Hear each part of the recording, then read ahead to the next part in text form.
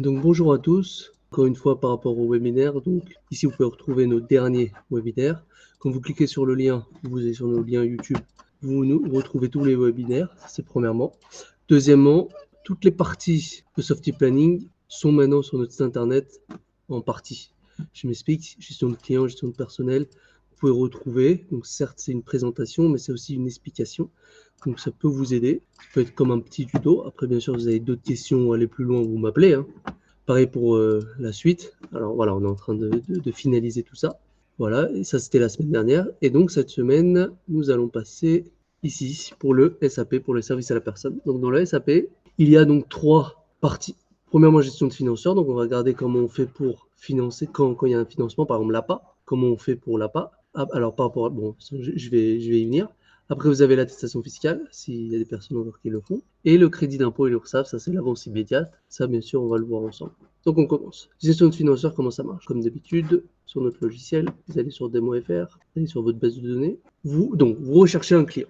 Ça c'est premièrement. Donc on va, par exemple, j'ai un client qui a ça, qui s'appelle Monsieur Richard, par exemple. Qu'est-ce qu'on fait? Il faut aller sur la fiche du site. Donc c'est important, ça se trouve dans la fiche du site. Et après, il faut trouver l'onglet finance. Donc à partir de là, c'est ici pour donc gérer le financement, c'est ici. Par exemple, pour financer l'APA, s'il y a l'APA par exemple. Donc déjà, il faut savoir comment on fait pour rajouter des financements. C'est possible que vous n'avez pas, hein, c'est très possible, si vous ne l'avez jamais fait. Alors vous nous appelez, vous nous contactez, vous nous dites exactement les financeurs que vous voulez, l'APA, tous les financeurs que vous utilisez. Et nous, on vous le met sur le logiciel, très rapidement bien sûr. Et après, derrière, quand vous allez aller, à partir qu'on vous le met, vous allez arriver dans financeurs, vous allez donc retrouver les financeurs. Imaginez-vous, donc c'est l'APA. Premièrement, attention, il faut regarder, quand je vais rajouter une nouvelle ligne, par défaut, voilà, par défaut, il n'y a pas de date. Donc faites très attention à ça, tout va bien. Faites très attention à ça, de bien mettre la date. Sinon, évidemment, ça ne fonctionne pas. Donc, par exemple, là, j'ai mis 1 an. Donc là, par exemple, toute l'année 2025, il y a le financeur APA. Après, vous choisissez donc quelle prestation vous utilisez, aide à la personne. Et après, il faudra bien mettre le nombre d'heures maximum, le plafond d'horaire, la participation bénéficiaire. Par rapport à ces 3 choses-là, normalement, en tout cas tous nos clients, c'est comme ça qu'ils utilisent, l'APA, directement sur leur site internet, ils vous donnent le nombre de maximum, plafond d'horaire, participation bénéficiaire. Donc vous avez juste à suivre ce que l'APA vous a donné quoi, dans leur tableau de bord et émettre. Et après, ça fonctionne. Vraiment, vous n'arrivez pas où il y a quelque chose comme ça, évidemment, comme vous savez, on est là, vous savez l'assistance, donc vous m'appelez et on essaye de voir ça ensemble. Mais normalement, l'APA, il vous donne les 3 cases. Donc quand vous avez fait ça, donc vous mettez tout, il peut en avoir plusieurs hein, évidemment, donc vous mettez vraiment aide à la personne, le nettoyage bureau, si c'est un autre financeur, bah, vous mettez l'autre, si c'est aussi l'APA, bah, vous mettez l'APA, en tout cas il peut avoir plusieurs lignes, aucun problème. Dès que vous avez fait ça, déjà vous avez activé le financement. Alors maintenant, avant de continuer, juste je vous montre quelque chose quand même, oui c'est ici, attention, le financement ne fonctionnera pas par rapport à ce qui est un peu normal, hein, mais je le dis quand même, on ne sait jamais, pour les prestations facturées de façon forfaitaire. D'accord? Donc, si demain, quelqu'un y met une prestation pour 500 € par exemple, et il facture, il ne va pas trouver le financement, c'est tout à fait normal. Voilà, sachez-le. Juste avant ici, je vais mettre bien la date. Je sais plus, 06. OK. Donc, comment on fait pour le financement? Ce n'est pas donc une façon forfaitaire, mais c'est tout simplement une prestation, on va dire normale, par une programmation ou pour une intervention de planning. Ça veut dire en 2 mots, il faut que les interventions soient sur le planning pour faire fonctionner le financement. Je vais vous montrer un exemple. Donc, nouvelle programmation, ça vous savez faire, hein, donc je fais entre nous le faire assez rapidement. Bien sûr, vous pouvez retrouver le tutoriel ou la présentation, comme je vous ai dit, la présentation, ça peut être comme un petit tuto, comment on fait une programmation sur notre site internet ou sur nos liens YouTube. Donc, je m'explique vite fait. Donc, le client, il s'appelle Monsieur Richard. Pour la prestation, alors attention, pour la prestation, le financement, c'est aide à la personne. Donc, on met bien aide à la personne. Sinon, évidemment, ça ne fonctionne pas. Donc, c'est bon, ça va être bon. Après, c'est comme d'habitude, les fréquences, on met tous les lundis, on va aller rapidement. N'oubliez pas, si vous ne connaissez pas, pour la nouvelle version, je profite de vous le dire, pour la nouvelle version, donc il faut avoir la X, d'accord? Ça permet, vous avez eu en haut, il y a écrit 60. Si vous n'avez pas la X, conseil télécharger. Comment vous téléchargez? Soit vous m'appelez, soit vous allez donc sur notre site internet comme d'habitude, Softy Planning. Bon là il est en mode portable mais c'est pas très grave. Softy Planning. Hop, vous descendez tout en bas. Voilà, et vous appuyez sur télécharger l'application pour Windows. Très bien. Donc il faut bien avoir la X. Si vous ne l'avez pas, vous m'appelez et on la fait ensemble. Donc ça permet de faire quoi? Ça permet, pas seulement vous pouvez voir vos salariés, mais regardez, quand je vais cliquer là-dessus, je peux choisir un personnel compétent. Ça permet tout simplement qu'il va calculer les 61 personnes et donc au moins vous savez exactement qui prendre. Alors qu'est-ce qu'il va regarder? Regardez, je vais vous montrer. Il va regarder les superpositions, les heures, les kilomètres. Et donc ça permet d'utiliser. Vous allez voir dans 5 minutes que s'il y a 30% pour cette dame, ça ne sert à rien de l'utiliser parce qu'elle travaille beaucoup. S'il y a pareil, les heures, ils sont beaucoup, ça ne sert à rien de le prendre. Par rapport au kilomètre, c'est intéressant pour savoir par rapport à M. Richard où il travaille, où il est. Si par exemple il travaille, elle habite très loin ou elle fait une prestation super loin, ça ne sert à rien de le prendre. Vaut mieux prendre une autre. Ça permet de filtrer et de trouver la personne la plus rapprochée pour ma prestation. Sachez-le aussi, je ne sais pas si vous étiez au courant, mais encore une fois, il faut voir la X. Vous avez aussi l'équipe. L'équipe, ça vous évite de faire un par un. Vous, par exemple, regardez, hein, dans le planning ici, vous avez nettoyage. Je crois qu'on l'avait créé ensemble dans le webinaire précédent. Si je ne me trompe pas, j'avais mis jeudi. Voilà, parfait. Au lieu de créer, par exemple, pour M. Abitito, pour Mme Alberto tout seul, non. Grâce que je mets une équipe qui s'appelle l'équipe nettoyage, par exemple, si vous allez créer la programmation, ça va créer automatiquement à tout le monde la programmation. Donc ça, c'est hyper intéressant. Donc pour cela, encore une fois, si vous voulez faire le personnel, filtrer le personnel ou créer une équipe au lieu de créer un salarié, vous avez juste à avoir la nouvelle version qui s'appelle 60X et grâce à ça, vous avez donc la programmation. Grâce à ce que j'ai parlé, hop, ça y est, vous avez tout.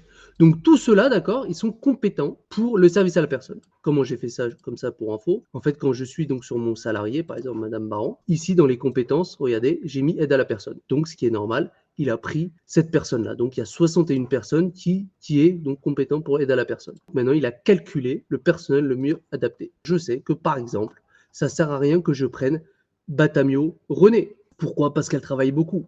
Certes, elle n'a pas beaucoup d'heures, mais en tout cas 100%. Donc il y a beaucoup de superpositions. 60%, c'est déjà pas mal, mais vaut mieux pas. Le meilleur, évidemment, c'est de prendre un 0. Ah, par contre, 305 km, donc ce n'est pas intéressant. Voilà. Donc, on va prendre, par exemple, Baké-Jeanne. Moi, elle me va très bien. Puis après, la date, comme d'habitude, par défaut, c'est un an. Vous avez pu changer. D'accord? Alors, bien sûr, évidemment, s'il n'y a pas de montant, ça ne fonctionnera pas. Hein, ce qui est tout à fait normal. Donc là, on va mettre 50 € et on va créer la programmation. Donc ça, évidemment, vous avez compris en gros, il faut tout simplement créer son planning comme d'habitude, que ce soit une intervention ponctuelle ou une programmation, avec bien sûr, attention, la prestation adéquate. Je m'explique par rapport au financement. Je répète, l'APA, c'est aide à la personne, donc ça ne sert à rien de prendre une autre prestation si elle n'est pas dans le financement. Donc là, comme elle est dans le financement, normalement, il n'y a aucun souci. Donc, je vais répéter pour être tranquille. Dans les interventions ici, j'ai 2 interventions qui est dans l'aide à la personne, qui a un montant qui est de 50 €. Donc, normalement, il n'y a pas de raison, ça doit fonctionner. Aussi, il ne faut pas oublier de bien regarder la date. Donc, on est bien d'accord, on est du 1er janvier au 31 décembre 2025, donc il n'y a pas de souci. Donc, j'appuie sur facturer. Donc là, je vais dans facturation. Il est en train d'arriver, magnifique. Et bien, regardez. Bon, alors, ça à oublier, c'est la prestation récurrente qui est là, d'accord? Donc, on va dire, on va reprendre bien comme il faut le 30 juin, pardon, et on va refaire la facturation. Au moins, on sera une facture propre. Magnifique. Et là, qu'est-ce qu'on voit? Pardon, qu'est-ce qu'on voit? On voit bien les 3 prestations. Donc, on avait dit tous les lundis. Hein. Donc, ah non, il y a la 2023. On va l'oublier. C'est pas grave. Donc là, on a une vraie prestation. Donc, on avait dit tous les lundis la prestation. Donc, effectivement, il y en a que 2, le 23 et le 30. Donc, ça a bien fonctionné. Par rapport à la programmation, ce qui est normal, ça fonctionnait. Hein. Mais par contre, ils ont rajouté le financement. Le financement qui est de 37,85. Quand je vais appuyer sur ma facture, qu'est-ce qui se passe? Il y a bien donc le net à payer qui est de 62. J'imagine, ça fait 100 moins 37,85. Donc, ça fait 62,15. Donc, ça a bien fonctionné. Donc, l'APA a bien fonctionné. Donc, ça, c'est donc la première fonction qui est donc le financement qu'on a bien géré. Voilà, donc le résumé, je le ferai après. On est bien d'accord. Grâce que j'ai mis le financement ici dans financement, j'ai bien sélectionné l'APA. Donc, encore une fois, si vous ne l'avez pas, ne vous inquiétez pas, vous m'appelez, je vous le rajoute. Je mets bien la prestation que j'ai besoin. Je crée une programmation. Donc, attention, quand je crée ma programmation, je mets bien la prestation adéquate, par exemple, aide à la personne. Et à partir de maintenant, quand je vais facturer, il n'y a aucune raison que ça ne fonctionne pas. La preuve, voilà, on vient de le faire. Et donc, on voit bien que le financement, il est là. Si j'ai bien mis le plafond, l'heure, le montant, pareil, il n'y a pas de raison que ça ne fonctionne pas. Plusieurs clients utilisent et vous avez vu, ça fonctionne bien. Encore une fois aussi, dernière chose, attention, ce n'est pas une prestation facturation forfaitaire, sinon ça ne fonctionnera pas. Il faut que ça soit une vraie prestation, sur le planning. Ça, c'est donc la première partie, gestion de financeurs. Attestation fiscale. Donc, attestation fiscale, où ça se passe. Donc, on va regarder Monsieur Richard. Avant de commencer, déjà, n'oubliez pas d'aller dans table de référence paramètres. Juste pour être tranquille. Hein. Ouais, tout va bien. On m'entend. Donc je disais, n'oubliez pas d'aller dans table de référence paramètres. Je vais dans divers et je mets l'année. Voilà, ça c'est important. Il y en a qui ça ne fonctionne pas parce qu'ils ne mettent pas l'année. N'oubliez pas de mettre l'année. Donc on est en 2025, donc j'ai besoin de l'année 2024, ce qui est normal. Donc je mets 2024 et bien sûr j'appuie sur la disquette. Donc à partir de maintenant, ça va fonctionner.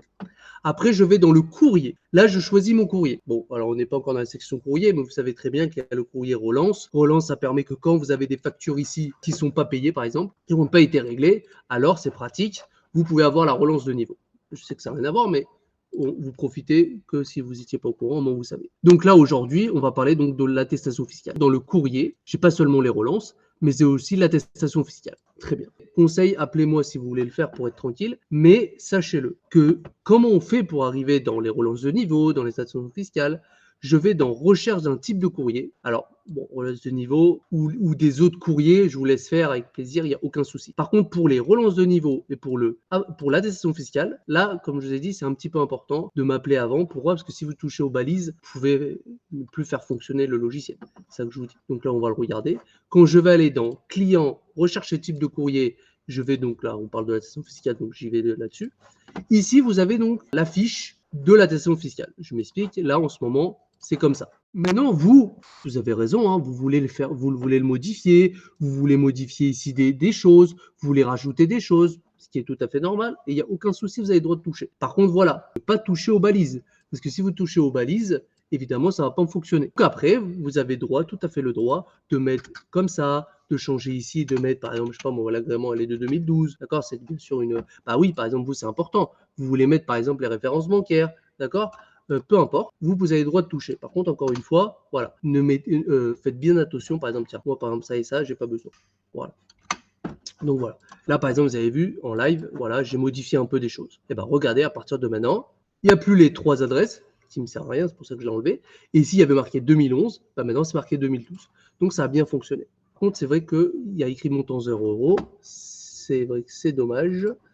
2 minutes. Je vais aller faire ici dans 2023. On va voir ça tout de suite. Magnifique. Ok, donc on va rester sur 2023, c'est pas très grave. Donc vous avez vu, ça fonctionne bien. Qu'est-ce qu'il fait en fait? Il va chercher les factures ici et il met tout simplement l'attestation fiscale de ce qu'il a fait en année 2023. Donc ça fonctionne bien. Donc je répète, ici vous faites la facturation comme d'habitude, d'accord, comme on l'a appris précédemment. Et après, vous allez dans courrier attestation fiscale, j'appuie dessus. Et là, directement, il y a l'attestation qui sort avec écrit 31,20 €. Et après, il vous sort les salariés avec les 3 prestations qui est aide à la personne, bon, nettoyage, c'est pas très grave, hein, nettoyage bureau. Donc après, l'attestation fiscale peut être exportée en PDF et envoyée par mail. Voilà. Avec votre logo, bien sûr, qui est encore une fois dans les paramètres, ce qui est normal. Voilà, donc l'attestation fiscale, il faut faire 3 choses. Donc, premièrement, aller dans table de référence, paramètres divers et bien mettre l'année en cours. Ok, sinon ça ne fonctionnera pas. Deuxièmement, aller chercher donc mon client qui est dans l'absolu, Monsieur Richard, aller dans courrier, attestation fiscale et l'attestation fiscale sort. Et comment elle sort? Grâce à la facture que vous avez donc bien sûr fait. Pourquoi là ça fonctionne? Parce qu'en 2023, il y a mes 3 factures. Quand je serai en 2025, ça va fonctionner. Pourquoi en 2024, ça n'a pas marché? Tout simplement parce qu'il n'y avait pas de facture de 2024. D'accord? C'est pourquoi tout à l'heure, ça n'a pas fonctionné. Donc on va rester sur 2023, c'est pas très grave. Donc ça, c'est la deuxième chose. Troisième chose, crédit d'impôt et URSSAF. Donc ça, c'est, comme on le sait, l'avance immédiate. Alors, je vais vous montrer juste quelque chose avant. C'est ça que je veux en fait. Logiquement, oui, c'est ça. Logiquement, c'est ça. On va aller voir ça tout de suite. Voilà, c'est ça. Une seconde. Une deuxième chose. Et après, je vous explique comment ça marche. Au moins, les gens qui veulent le faire, ils peuvent le faire. Ouais, c'est ça. C'est surtout ça en fait que je veux. Voilà. Au moins, les gens qui regardent, s'ils sont intéressés. Parfait. Ah ok, en fait, d'accord, elle ne fonctionne plus. Ok, pas de problème. Ça, c'est pas nous, hein, c'est l'avance immédiate. Je regarderai pourquoi ça ne fonctionne plus. En tout cas, c'est là-dessus, c'est sûr et certain. Alors, on y va. Donc, on commence pour l'avance immédiate. Donc, pour ça, il faut aller sur le site. Donc, avant de commencer, déjà, 3 choses. Premièrement, il faut prendre notre prestation à nous. D'accord? La prestation pour l'avance immédiate. Donc, l'avance immédiate est en plus. Donc, si demain, par exemple, vous avez déjà notre logiciel SoftyPlanning, d'accord, qui permet de planifier, facturer, faire les devis, même des systèmes de pointage, il n'y a pas de problème, vous avez votre contrat en cours, ce qui est normal. Maintenant, demain, vous voulez passer à l'avance immédiate. Alors, c'est en plus, d'accord? C'est une prestation en plus. Donc, vous avez juste à nous demander. Et bien sûr, on vous enverra le devis. Si vous le signez, évidemment, c'est très rapide. Mais par contre, pour ça, il faut être au préalable, il faut faire quelque chose. Voilà, ça que je vous dis. Il faut en fait s'inscrire déjà, peut-être vous l'avez déjà, si vous nous demandez, mais on ne sait jamais. Si vous ne l'avez pas, il faut aller donc bien sûr sur le site de l'avance immédiate, s'inscrire et bien sûr suivre tout ce qu'il faut. Dès que vous avez fini, donc de vous inscrire à l'avance immédiate, on va vous donner deux choses, un code client et un mot de passe. Ces codes clients et ce mot de passe, il faudra donc nous les envoyer à nous. On va vous paramétrer dans le logiciel et dès que vous êtes inscrit, on va dire, à l'avance immédiate et vous avez connecté votre compte avance immédiate sur notre logiciel, alors à partir de maintenant, ça va fonctionner. Donc encore une fois, nous, on vous envoie un devis. Après, vous nous le renvoyez signé. Donc l'avance immédiate, vous l'avez immédiatement. Par contre, pour faire connecter cette fonction, il faut avoir le code client et le mot de passe de l'avance immédiate. Donc pour cela, il faut aller au préalable sur le site de l'URSSAF, se connecter à votre compte et s'inscrire pour avoir l'avance immédiate. Voilà, c'est important, au moins vous savez. Donc imaginez-vous, donc vous l'avez, donc vous êtes inscrit dessus. Qu'est-ce qu'il faut faire? Il faut aller donc sur chaque client, d'accord, dans l'onglet SAP, donc que je vous montre quand même. Vous avez donc client, rechercher un client, peu importe, on va mettre Richard par exemple, parce qu'on est dessus. Je vais dans site, donc d'accord, c'est pas dans le client, mais c'est dans le site. Je vais dans SAP, l'onglet SAP, et là, qu'est-ce que je fais? J'ai juste, bon, bien sûr, c'est un exemple, hein, je vais le faire à la main. On va dire par exemple le nom de naissance, on va dire Henri par exemple. Voilà, on va mettre Henri, nom d'usage, je n'ai pas. Richard, je mets date de naissance, d'accord, on va mettre 20 juin 1993. Voilà, alors, mais attention, vous avez vu, il met directement l'âge d'entrée. Je mets lieu de naissance, on va dire 6900. Pays France, hein, quand on va le faire ensemble. Bon, Liban, évidemment, là, je mets n'importe quoi. Voilà, par exemple, BIC, CE 1, 2, 3, 4, 5, 6. Voilà, ça, tout ça, c'est pas très grave. Voilà, code commune, c'est important. Pour faire le code commune, en fait, il faut mettre 6900. Et là, directement, il vous met le code commune. Attention, si maintenant le code commune n'est pas bon, parce qu'il va vous le dire par exemple, qu'est-ce qui se passe? Tout simplement, il faut aller regarder à l'INSEE, d'accord? Il y a un site internet de l'INSEE, où là-bas il dit quel code commune est pour quelle ville. Voilà, vous mettez Écully, il va vous dire la code commune. Ils ont créé un site, l'URSSAF pour ça. Et après, quand vous avez fini, bon évidemment ça ne va pas fonctionner là, hein, parce que nous sommes dans un test. Dès que vous avez bien rempli votre fiche, vous avez juste à appuyer dessus, d'accord? Ah, bon, alors bien, on fait ça pour voir jusqu'au bout où il fait. Cliquez dessus. Pardon. Au moins, vous savez hein, que si demain il y a besoin. D'accord. Voilà. Hop, ok, pas de problème. Voilà. Magnifique. Donc ça, c'est normal. Voilà, vous voyez, c'est ce qu'il dit. Il vous manque votre code client. En deux mots, le logiciel n'est pas connecté à l'URSSAF. Mais imaginez-vous que vous avez donc le compte client et secret, donc il est connecté à votre compte. Quand vous allez donc appuyer dessus, il va avoir donc un ID client ici. Voilà. Donc ça veut dire que le client est bien connecté et bien inscrit à l'URSSAF. D'accord? Donc ça, c'est premièrement. Donc je répète, quand vous êtes donc sur le client, vous allez sur le site, après avoir été inscrit hein, évidemment, vous remplissez vos clients, vos sites. Dès que c'est fini, vous appuyez sur ce bouton et là, il y aura donc un code client ici, l'ID client, ça s'appelle, pour vous dire que c'est bon, le client a bien été inscrit. Dès que vous avez fini ça, donc dès que vos clients sont faits, vous avez juste à aller sur les factures, donc client, rechercher une facture. Donc imaginez-vous là, j'ai Monsieur Richard. J'ai juste appuyé sur ce bouton et là, bon évidemment, là ça ne fonctionne pas, mais imaginez-vous quand vous cliquez dessus, là premièrement, il va vous dire que la facture a bien été prise en compte par l'URSSAF, c'est premièrement. Et deuxièmement, quand vous allez être ici, il y aura donc pareil, un ID, d'accord, donc il y aura plein de chiffres, plus le statut. Alors le statut, on croit qu'on peut le gérer, mais pas du tout, hein. Il se gère automatiquement. Donc en deux mots, si c'est validé, il y aura écrit validé. Maximum, ça peut arriver qu'il y a un refus. Alors s'il y a un refus, ici, il vous dit une erreur. Et donc ça permet que quand il y a l'erreur, entre nous, il faut plus appeler l'URSSAF parce que c'est l'URSSAF qui gère ce traitement. Maximum, vous nous appelez, on peut essayer de gérer ça, mais vous avez un numéro pour l'URSSAF qui vous explique pourquoi. Voilà. Mais il n'y a pas de raison que ça fonctionne, je vous le dis, on ne sait jamais. Mais en tout cas, à la base, c'est marqué validé et tout va bien et vous savez que l'URSSAF. De toute façon, quand c'est marqué validé ou des fois, parce que des fois, il y en a qui le font plusieurs fois, il y a écrit erreur doublon, vous pouvez contactez directement l'URSSAF et il vous le dit clairement. Ok, c'est vrai, c'est un doublon parce que vous avez fait 2 fois, mais vous inquiétez pas, j'ai bien reçu l'URSSAF. Donc tant que vous avez reçu, on va dire que c'est l'essentiel. Donc comme j'ai un peu expliqué, maintenant je vais le faire assez rapidement pour que vous compreniez comment ça marche. En 2 mots, je vais sur, donc encore une fois, attention, il faut bien avoir notre prestation à nous, d'accord? Payer la prestation en plus pour l'avance immédiate, plus s'inscrire à l'URSSAF. Et donc vous recevez le code client et le mot de passe. Et après, dès que c'est inscrit, tout va bien. Vous allez donc sur la fiche du site, vous remplissez les critères du site, vous appuyez sur ce bouton. Là, directement, il y aura un ID client dessus. Et dès que vous avez fini, vous allez juste aller dans client, rechercher une facture, prendre la facture adéquate, la facture que vous voulez, cliquer sur ce bouton, et là, ça génère directement la facture à l'URSSAF. Et donc, il y aura écrit ici l'ID plus le statut qui est, par exemple, validé. Donc ça, c'est donc fini pour l'avance immédiate. Non, ça, je vais le laisser pour le résumé. Voilà. Donc aujourd'hui, nous avons donc, entre guillemets, terminé. Après, bien sûr, je vais vous faire le résumé et s'il y a des questions, je réponds. Mais en 2 mots, on a terminé donc les 3 sections pour la gestion de financeurs, l'attestation fiscale, crédit d'impôt, URSSAF.